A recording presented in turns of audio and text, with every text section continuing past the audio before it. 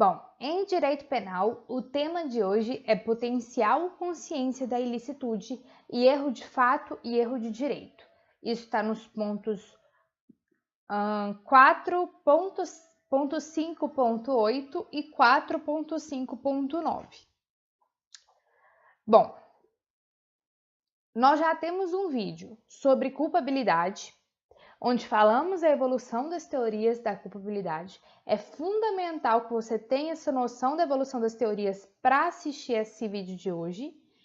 E também já gravamos um vídeo sobre a imputabilidade penal.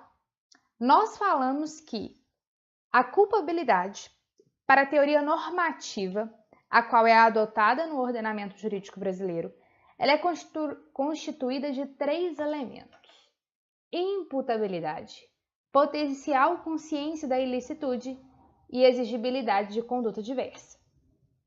Nós já falamos da imputabilidade num vídeo e hoje a gente vai falar desse segundo elemento, que é a potencial consciência da ilicitude. E o nome é autoexplicativo. Para que alguém seja responsabilizado pelos seus atos, ele tem que ter meios e oportunidades para conhecer, para saber que aquela conduta praticada é ilícita. É mais do que conhecer o que se faz, é mais do que ter noção do que se faz ou do que se fez. É saber que aquilo que se fez é ilícito, é contrário ao ordenamento jurídico brasileiro ou qualquer outro ordenamento jurídico e, como tal, merece uma reprovabilidade materializada por meio de uma sanção. Então, essa é a potencial consciência da ilicitude. Mas nós falamos que, ao longo da evolução das teorias, o dolo, que antes ficava na culpabilidade, foi lá para a tipicidade, ganhando feições de elemento subjetivo da tipicidade. Isso se deu com o advento do finalíssimo de Wetzel, na década de 30 do século XX, lá na Alemanha. Pois bem, antes disso acontecer, o dolo ele ficava na culpabilidade dentro dessa potencial consciência da ilicitude. E aí o dolo ele tinha essa faceta de estar dentro da potencial consciência da ilicitude, além de carregar seus dois elementos valorativos, né? Que seria e que ainda são esse elemento cognitivo e esse elemento volitivo, ou seja, saber o que está fazendo e ter vontade de fazer aquilo. Dolo como elemento volitivo e cognitivo. Pois bem, quando ele foi transplantado para a tipicidade, residiu aquele certo elemento volitivo na potencial consciência da ilicitude. É como se tivesse ficado o dolo propriamente dito na tipicidade, mas ainda tendo resquícios de um dolo na potencial consciência da ilicitude. Contudo, no dolo da tipicidade, você tem que saber o que você faz. Você tem que ter consciência da sua conduta. Mas lá no dolo da culpabilidade, você tem que saber que o que você faz é ilícito. Você tem que saber que o que você faz é proibido pelo ordenamento jurídico. É mais do que saber o que se faz. É saber e ainda saber que é ilícito. Esta noção da diferenciação do dolo decorrente da evolução das teorias da culpabilidade é o que diferencia erro de tipo e erro de proibição.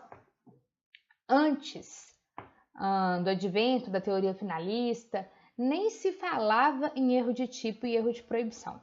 Falava-se em erro de fato e erro de direito. Francisco de Assis Toledo, ele mencionou muito essas duas figuras e disse que, inevitavelmente, com o advento do finalismo, essas figuras são incompatíveis com a noção que se tem do que é o dolo, com a noção dos elementos normativos da culpabilidade e com a mudança do dolo, o dolo puro, lá para a tipicidade.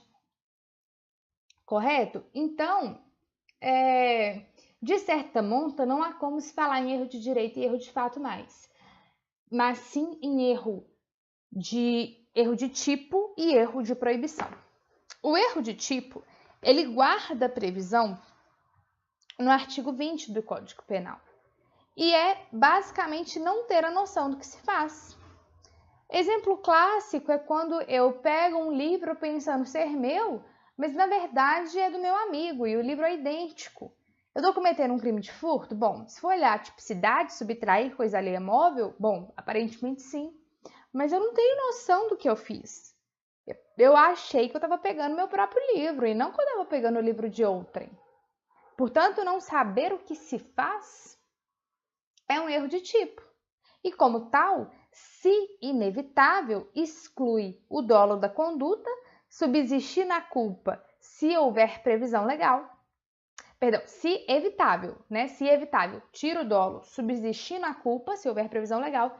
E se inevitável, né? Se era um erro de tipo inevitável, não importa o quão inteligente aquela pessoa é, inevitavelmente ela incorreria em erro de tipo naquela situação, aí exclui o dolo e a culpa. Esse é o erro de tipo. O erro de proibição é não saber que aquilo que se faz é ilícito.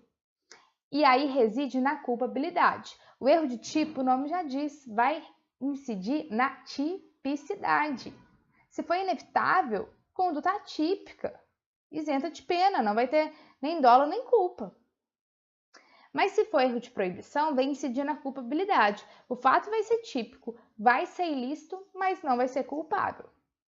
Então, é a conduta daquela pessoa, e aí o exemplo é bem banal, sempre está nos livros.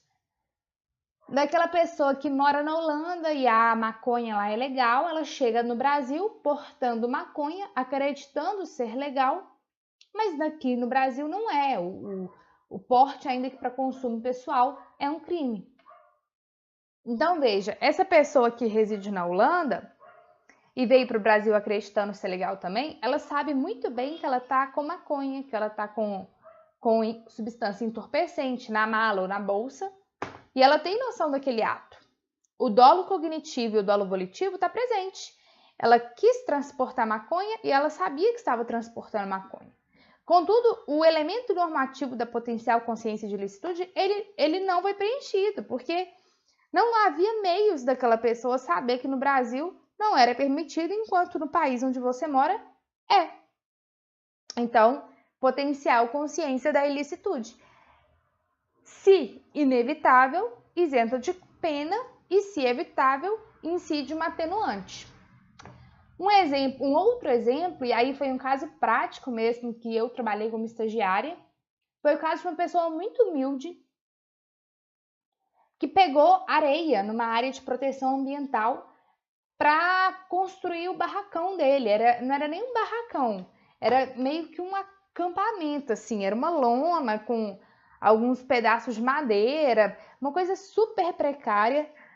Essa pessoa que pegou areia, ela era não só miserável, como analfabeta, não tinha noção nenhuma que ele estava pegando areia de uma reserva ambiental e que aquilo era crime ambiental. Então, com certeza, na realidade daquele indivíduo, né, onde se faz a figura da... Tem um nome sobre isso, mas eu não sei se eu vou me lembrar. É tipo... análise subjetiva na esfera do profano, algo do tipo, em que o magistrado ele tem que analisar se aquela pessoa detinha condições de saber que aquilo era ilícito. Quando eu, que já estava na faculdade, eu me assustei ao ver um crime daquele tipo, de pegar areia em área de reserva ambiental, os estudantes, de maneira geral, não têm muita familiaridade com os crimes ambientais. Que dirá um cidadão paupérrimo, analfabeto, que não tinha nem rádio, nem televisão, nada como meio de informação na casa dele, como é que ele poderia ter potencial consciência da ilicitude? É irrazoável exigir isso dele. Então, incide neste caso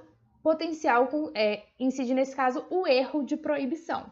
E aí, se evitável ou inevitável, caberá ao juiz analisar. Na minha humilde opinião, inevitável. Mas Aí eu não sei qual foi o desenrolar do processo no caso.